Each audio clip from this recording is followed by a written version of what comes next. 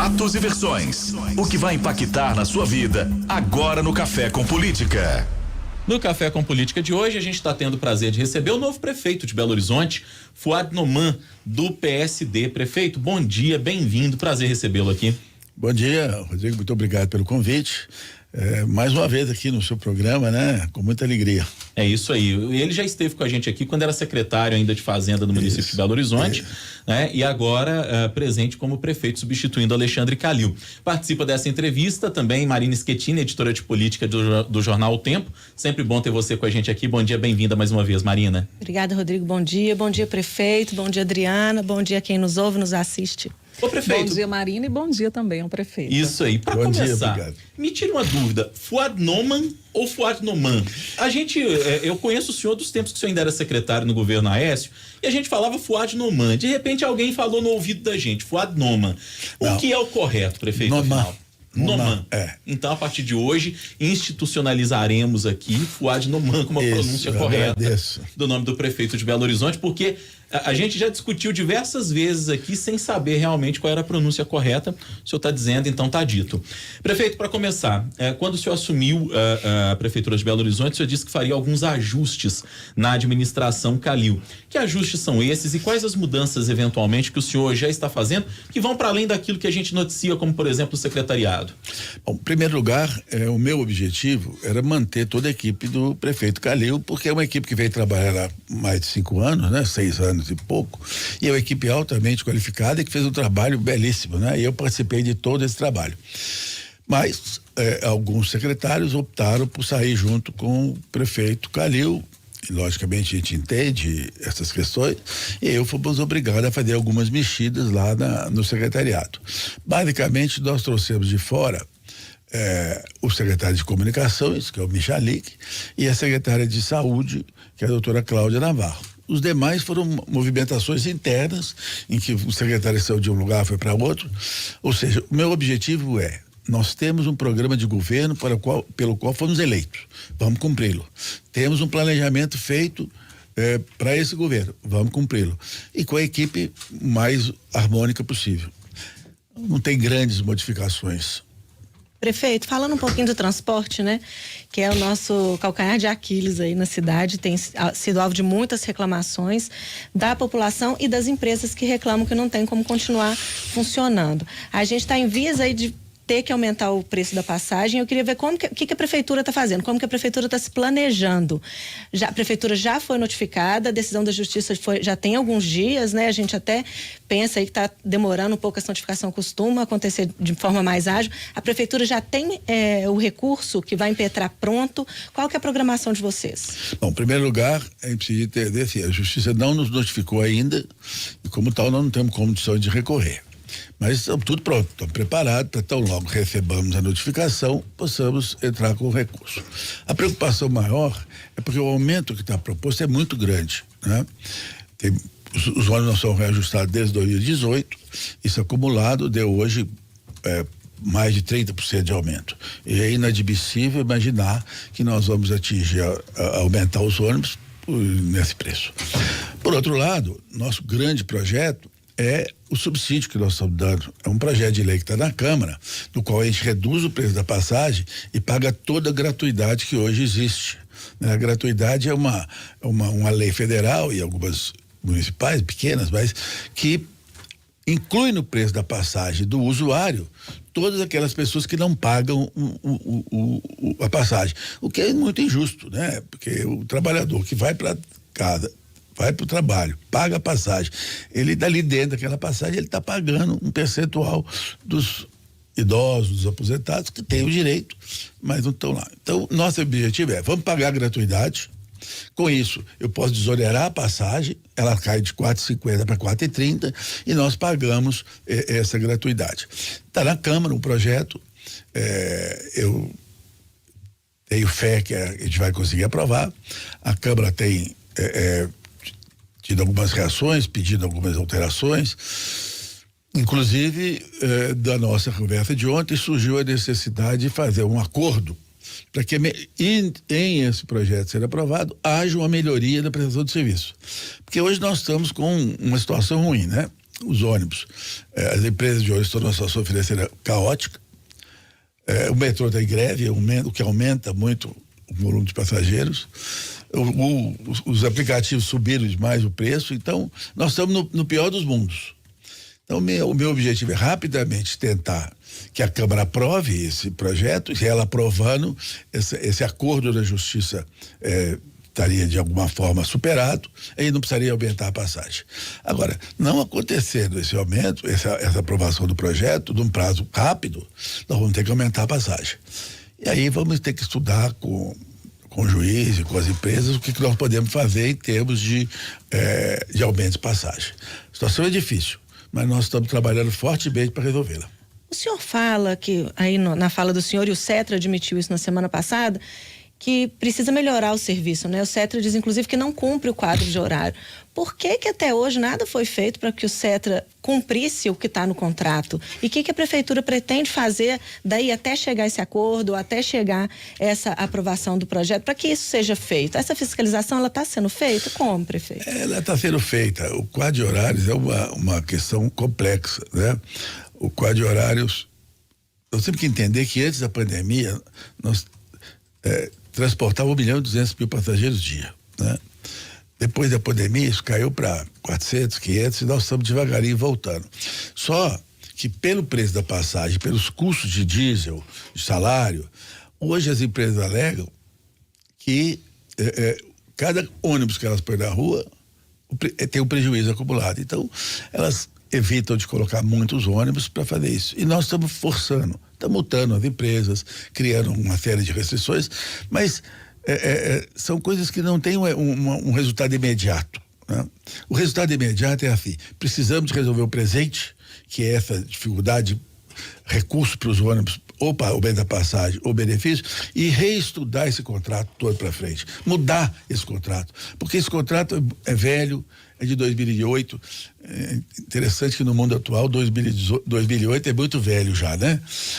Mas mudar isso, porque esse contrato está superado, esse contrato é ruim, esse contrato não foi elaborado para 2022, esse foi elaborado para 2008, então nós temos que estudar isso. Estamos montando um grupo com a Câmara junto, estamos contratando uma consultoria de um peso maior para que a gente possa sentar e rediscutir esse contrato. Quer dizer, tem que reequilibrar, tem que montar, como é que é? Vamos acabar com esse contrato, criar um novo, vamos mudar esse contrato. Quer dizer, essa é uma decisão que nós vamos ter que tomar, mas isso toma tempo, isso gasta 120, 180, 200 dias para fazer. Eu preciso consertar o problema hoje. Então é isso que essa que é a minha briga hoje, é a minha luta. Vamos resolver o urgente que está agora ameaçando parar o sistema e vamos trabalhar para melhorar isso lá para frente. É um desafio muito grande, mas eu acredito, primeiro, na parceria da Câmara dos Vereadores. A presidente Nelly tem demonstrado assim, extremamente cooperativa nessas questões, tá certo? Eu acredito, confio nas empresas que querem prestar um bom serviço e confio na equipe da prefeitura que pode construir uma solução a três mãos para resolver esse problema. Prefeito, quando a gente fala em transporte público, principalmente a questão da tarifa de ônibus, a gente tem uma repercussão gigantesca aqui no nosso Super N, sabe? E quando houve aquela discussão toda de redução dos 20% da passagem, a gente teve repercussão dos usuários, mas uma repercussão muito grande que deixou os usuários um pouco em dúvida é a questão da decisão da Justiça, porque houve a decisão e determinação da Justiça em favor do Cetra para que se estudasse um reajuste na passagem, por conta do serviço que estava realmente as empresas com dificuldade. E aí a empresa falou que a prefeitura disse que ia cumprir a decisão. Foi a primeira resposta da prefeitura. E logo depois a prefeitura falou que ia recorrer à justiça contra o reajuste. Então, assim, por que a prefeitura não recorreu antes? Por que houve num primeiro momento, essa decisão de se cumprir o reajuste e colocar a passagem de 5,85? Desculpa, houve um mal entendido dessa questão.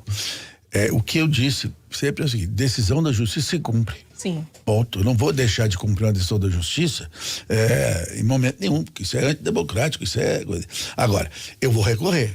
Por que eu não recorri até agora? Porque não fui notificado ainda da decisão da Justiça. A Prefeitura de Belo Horizonte não recebeu ainda uma notificação dizendo, cumpra o contrato. Essa ação foi feita no final do ano passado. Nós entramos na Justiça junto com o CEP, pedimos para suspender essa decisão até abril, exatamente para dar tempo de a gente fazer essa negociação. E chegou o prazo, um pouquinho antes até, o juiz decidiu. Nós temos que cumprir a decisão. Alguém aqui é a favor de não cumprir uma decisão da Justiça? Claro que não.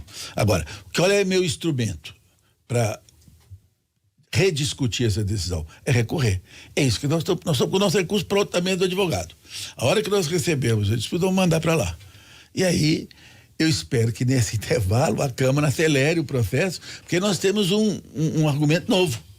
Olha, temos um acordo aqui, vamos reduzir o preço, vamos dar subsídio, não precisamos de aplicar essa tarifa, esse valor que está previsto da Justiça.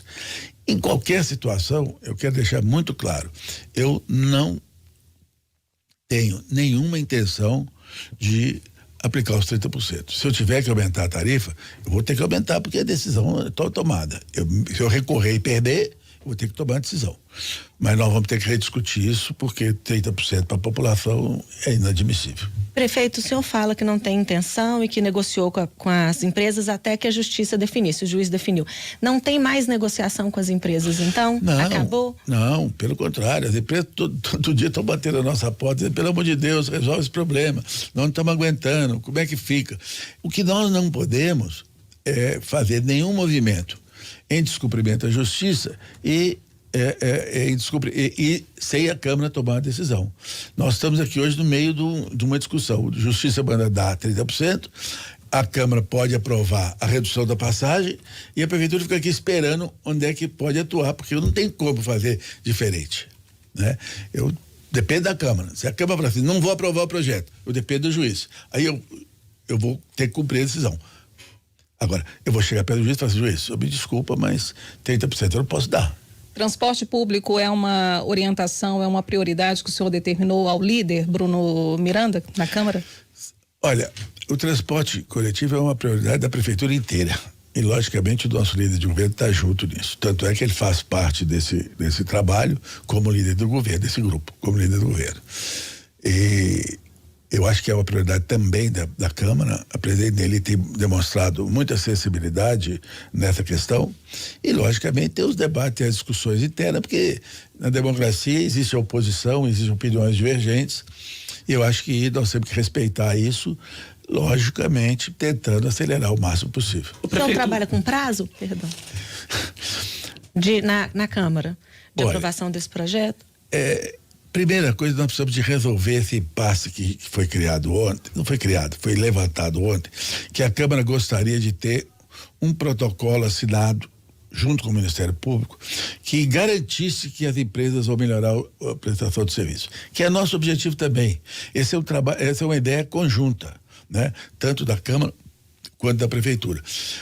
Marquei com o procurador doutor Jabas, que é o presidente. Segunda-feira à tarde nós vamos ao Ministério Público, a Câmara, a Prefeitura e as empresas para tentar chegar num acordo que eu entendo que não é um acordo muito difícil, porque as empresas querem melhorar o serviço, a Prefeitura quer que eles melhorem o serviço, a Câmara quer que melhore o serviço e principalmente a população precisa que o serviço seja melhorado.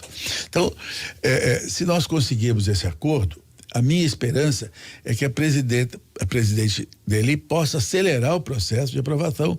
E aí é difícil prever tempo, né? O vereador Bruno Miranda esteve conosco semana passada e ele falava num prazo de 1 mês, aproximadamente ele chegou a citar esse prazo. É porque dentro da Câmara você pode acelerar uma série de coisas, pode antecipar outras, né? Mas você precisa respeitar o rito do regimento.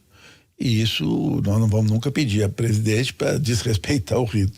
Então, eu acho que se a gente conseguir o mês era uma vitória. Ô prefeito, quando a gente fala em contrato com as empresas de ônibus, no passado tivemos uma auditoria muito questionada nas contas das empresas de ônibus na BH Trans, aquela promessa de abertura da caixa preta da BH Trans. Existe o consenso de que esse contrato não atende absolutamente ninguém.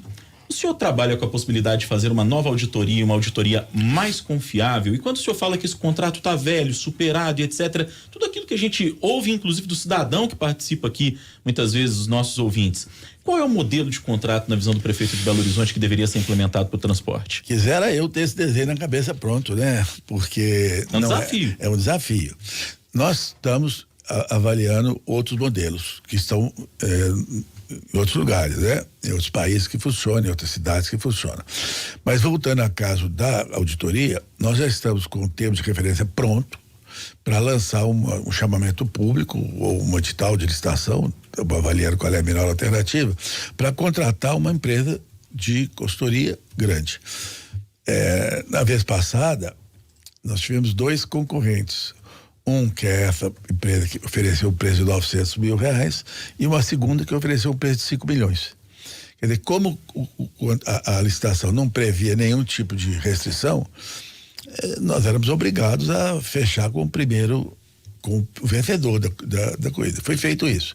Lamentavelmente, a impressão que se tem é que o trabalho não foi feito da profundidade que necessitava.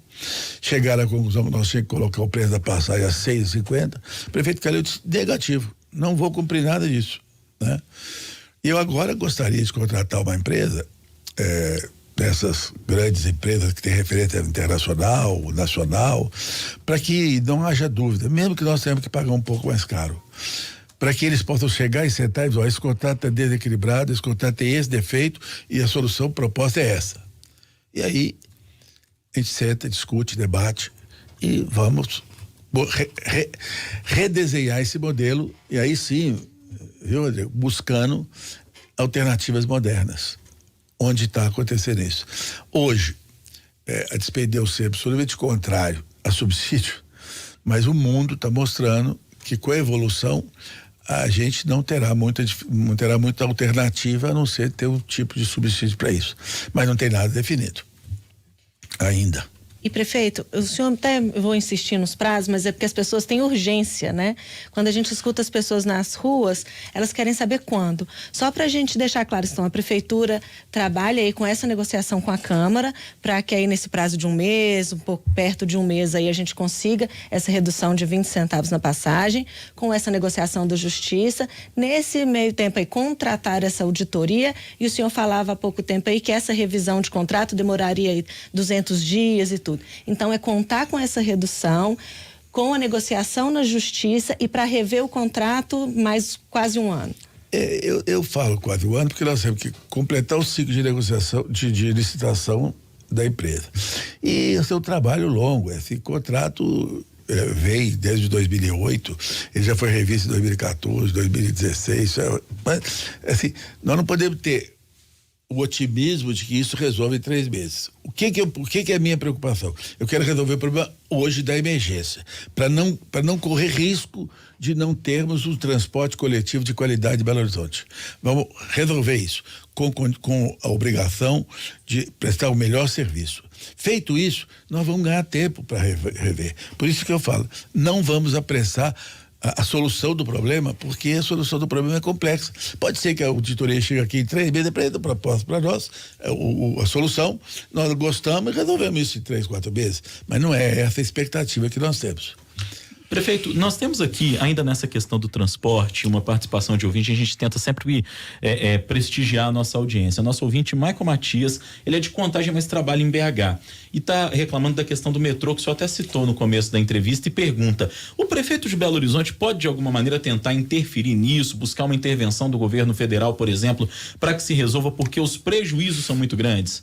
Em primeiro lugar, a gente tem que entender que o pessoal que vem de Contagem para cá, ele usa o ônibus metropolitano, que é de responsabilidade do Estado. Sim. E usa o metrô, que também é de responsabilidade do governo federal. Eu digo assim, o nosso limite de atuação é de consulta, de conversa, de pedir informação.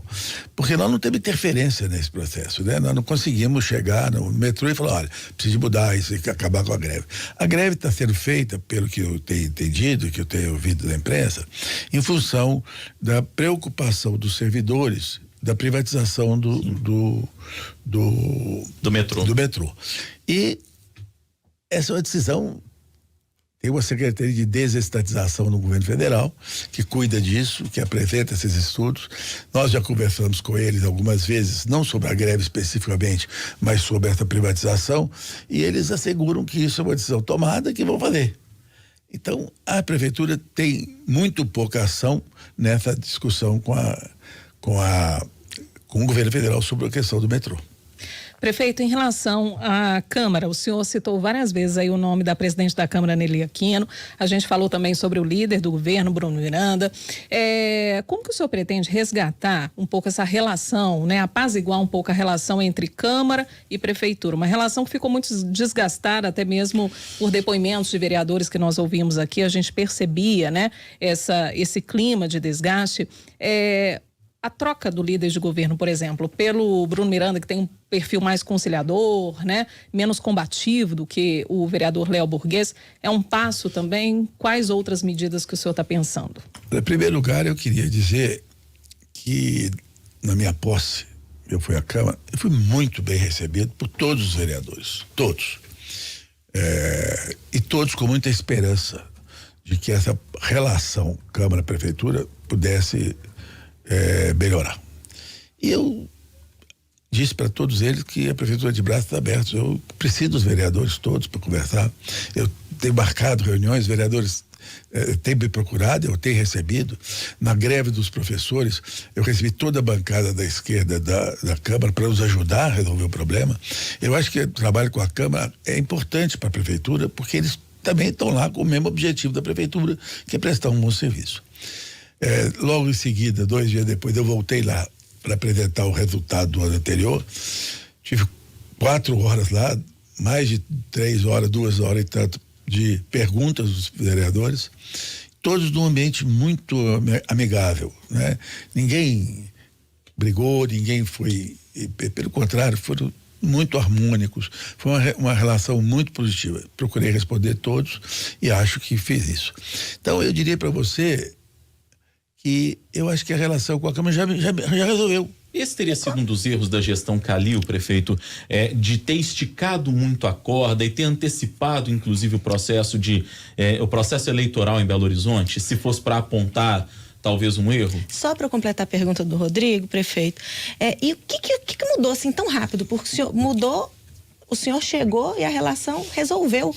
O senhor falou resolveu aí, então foi tão de imediato e a gente acompanhou tanto tempo de problema, com tanto prejuízo para a população, tanta coisa que ficou ali esperando uma solução. Olha, era pessoal? Marina, não, era eleitoral. Como eu não sou candidata a nada, não tem por que brigar comigo, né? Essa é a questão. O prefeito Calil é uma pessoa de um coração imenso, é um grande líder político, e logicamente se defende, ataca, é o jeito dele de atuar, né? E eu, como não sou candidato a nada, né? Eu quero olhar a questão assim, o que é que precisamos para melhorar Belo Horizonte? Minha vida é essa. Eu estou aqui, eu tenho 2 anos e 9 meses de governo, eu quero nesses 2 anos e 9 meses trabalhar para melhorar a vida do Belo Horizontino, para criar as condições para Belo Horizonte ser uma cidade alegre, feliz novamente. A pandemia jogou o povo todo para dentro de casa e nós precisamos pôr o pessoal para fora da rua, para rua. Eu vivo falando assim, o que você acorda domingo de manhã em Belo Horizonte, o que você tem para fazer na cidade? Nada. Vai assistir Netflix, vai assistir programa de TV, vai à igreja, alguns, né? E não tem alternativa. Nós temos que criar alternativa para trazer as pessoas de volta para a cidade, para gerar alegria na cidade, gera demanda para o pipoqueiro, para o vendedor de picolé, para o vendedor de cerveja. Nós precisamos de fazer essa economia voltar a pulsar. E para essa economia voltar a pulsar, nós precisamos de demanda, gerar demanda para esse pessoal. Então, o Calil viveu um período muito forte da pandemia, com a necessidade de proteger vidas. todos vocês conhecem os estudos internacionais que mostram que se o Brasil tivesse adotado, pelo menos as 14 capitais, tivesse adotado os procedimentos de Belo Horizonte, não tinha morrido a metade das pessoas. Então, nós temos que agradecer muito o esforço que foi feito pela prefeitura, pelo prefeito Calil, por todo esse trabalho. Agora, isso gera uma tristeza natural, um incômodo natural, e aí gera algum tipo de... Quantos maridos e mulheres não brigaram nesse período da pandemia? É isso. Então, eu diria assim, vamos olhar para frente. Quando o senhor disse que não é candidato a nada, o senhor não pensa em buscar reeleição ao fim do mandato, não, prefeito? Ô, Rodrigo, é uma coisa assim que as pessoas me perguntam, eu falo assim, gente, eu cheguei hoje, tem 3 semanas que eu estou aqui, eu já vou pensar lá no futuro. Cada governo tem um propósito. Se o meu propósito for reeleição, eu não faço nada pela cidade. Meu propósito é a cidade, é melhorar a vida do Belo Horizontino. Se chegar lá na frente, se eu lá tiver, não sei o quê, aí eu quero ter o direito de avaliar se eu vou ou não vou. Mas incita, se você falar assim, hoje, eu não quero. É muito trabalho. Prefeito, só voltando aqui um pouquinho a passagem, rapidinho, só pra gente encerrar o assunto, o senhor falava que para rever o contrato. E que tudo hoje anda muito rápido, né? Que 2008 agora já está muito velho. A saída seria um contrato com uma duração mais curta? E quando o senhor fala em rever o contrato, que tipo de mudança o senhor espera? Assim, qual que é a profundidade da mudança? É acabar com esse aí e fazer um novo? O que é?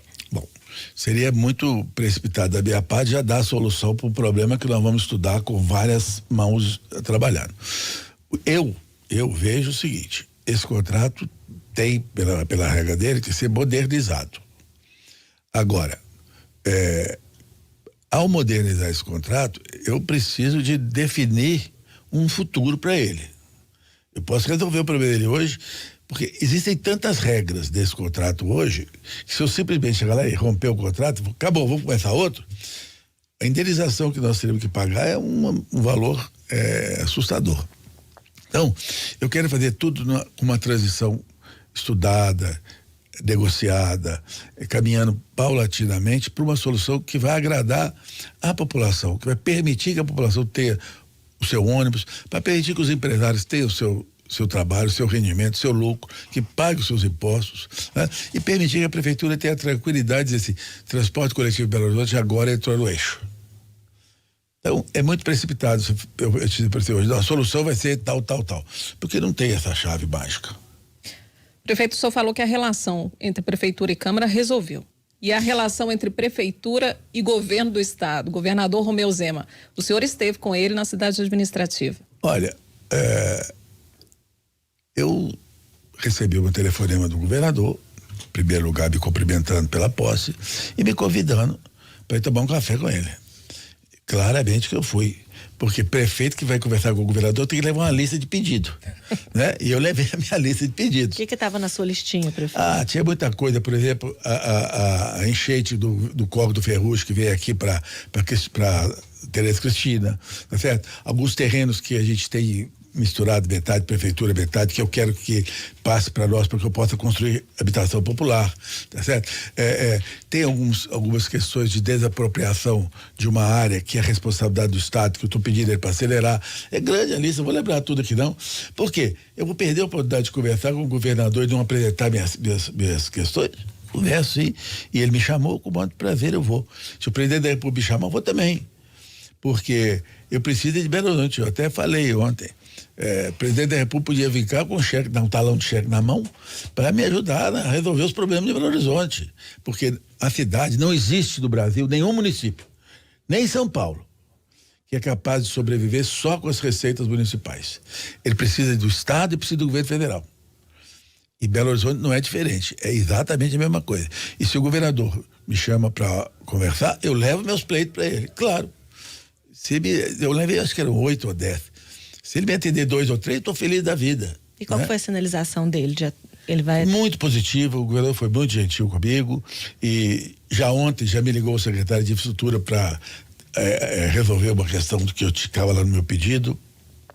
Quer dizer, eu espero que nós possamos ter uma relação republicana, né? Uma relação entre o prefeito e o governador, entre o prefeito e o presidente da República, entre o prefeito e os ministros, que respeitem todas as as características que um poder republicano impõe. Além dos pedidos, o senhor chegou a conversar com ele sobre esses problemas de relacionamento dele com a prefeitura antes? E a gente falou de Câmara e Governo do Estado.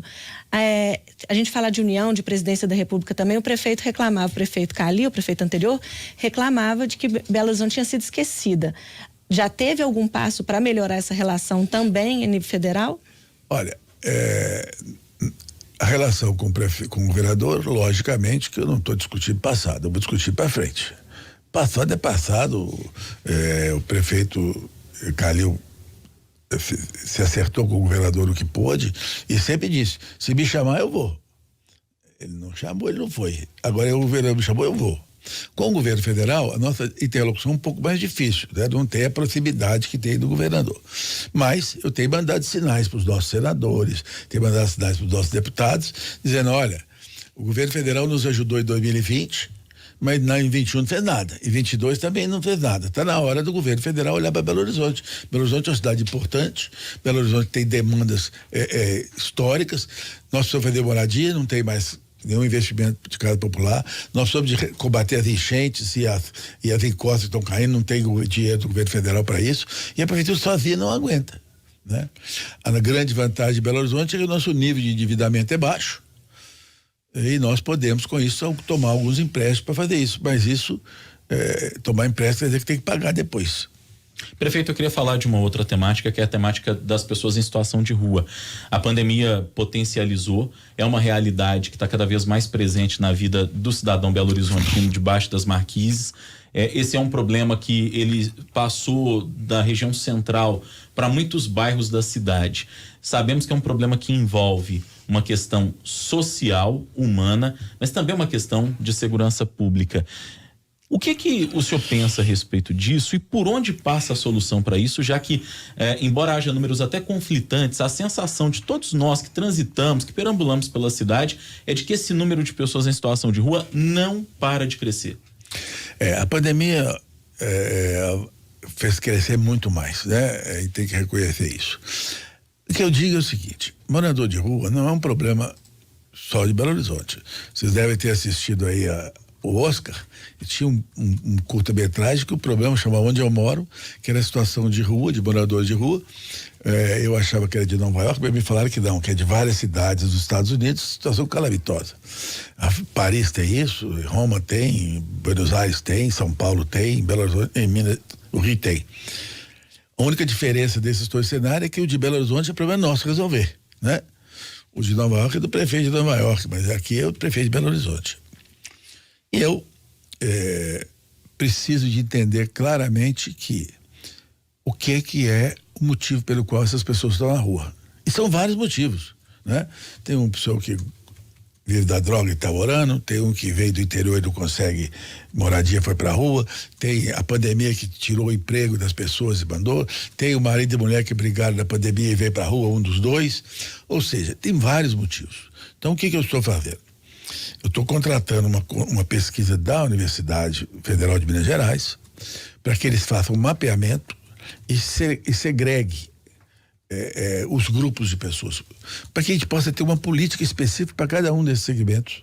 Porque uma pessoa que tem um problema mental é um caso que eu preciso tratar, eu preciso encontrar a solução. O outro que tem um problema que veio do interior para cá é completamente diferente.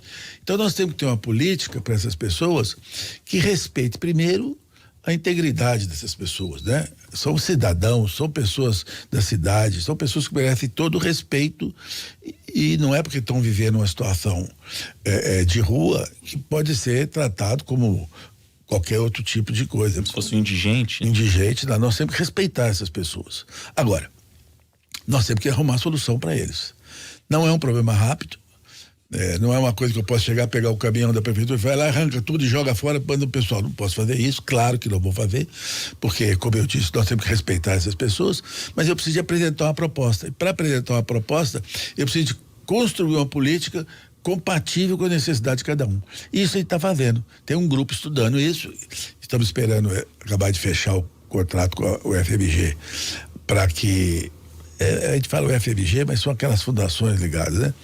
Para que a gente possa ter clareza do que é o problema de cada um e apresentar uma proposta. É um pouco mais demorado, mas eu acho que é o que respeita mais a dignidade dessas pessoas. Prefeito, falando um pouquinho sobre a pandemia também, tá todo mundo na expectativa aí, né? O Estado já liberou as prefeituras para definirem sobre a liberação do uso de máscara em lugar fechado. Dia 1º de maio. Isso, tá todo mundo nessa expectativa para chegar. E Belo Horizonte? Eu tenho uma preocupação grande com as crianças da escola. Se você observar que as crianças de 5 a 11 anos têm 70% mais um pouco de vacinados da primeira dose e só 28% da segunda dose, me dá um medo danado de soltar das escolas as pessoas se contaminarem. Eu aproveito a audiência do programa Café com Política, a audiência da Rádio Super, para fazer um pedido aos pais. Levem suas crianças para vacinar a segunda dose. Você já deu a primeira. Você tomou as duas e até a terceira. A vacina é segura, a vacina já mostrou que é eficiente, a vacina protege. Por que a gente faz isso? Por que ele não leva a criança? Então, eu queria fazer um apelo aqui, no microfone dessa rádio, tão relevante em Belo Horizonte, Minas Gerais como um todo.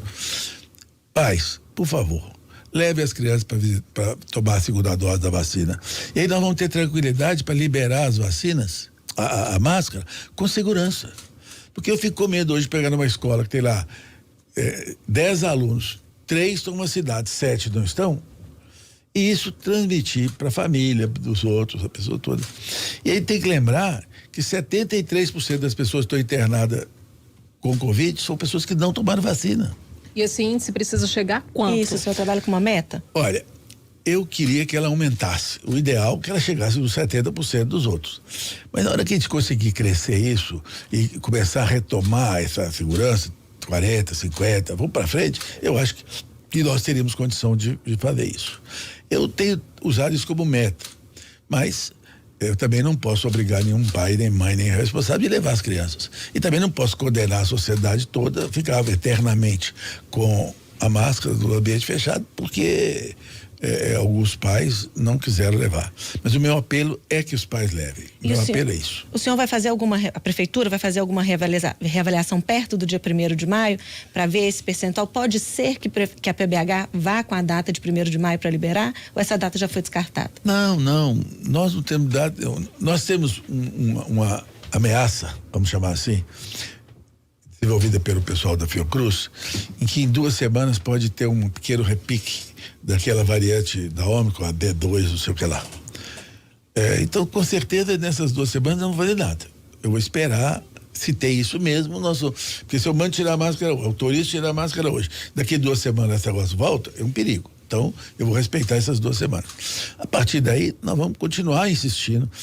Vocês estão todo dia falando com a população. Eu queria pedir a vocês que intensificassem essa campanha, porque isso é para o bem da sociedade, para o bem das crianças. E eu não tenho data nenhuma proibida nem autorizada. Nós vamos fazer isso dentro da segurança.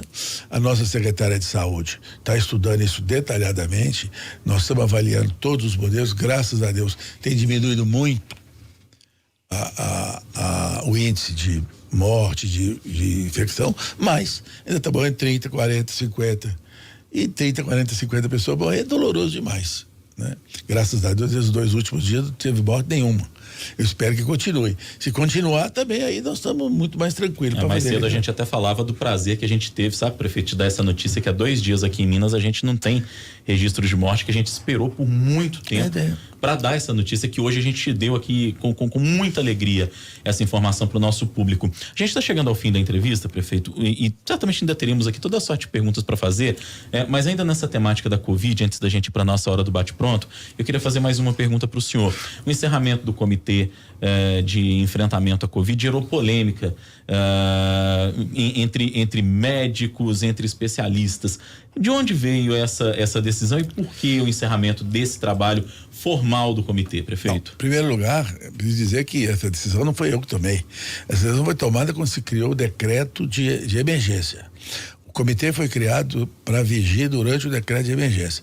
O decreto de emergência se venceu no dia 31 de março. Então, por isso foi. Eu tenho o maior respeito pelos médicos, até fiz uma pequena homenagem a eles, fiz um diplomazinho de agradecimento da prefeitura para eles, porque o trabalho que eles fizeram foi brilhante, né?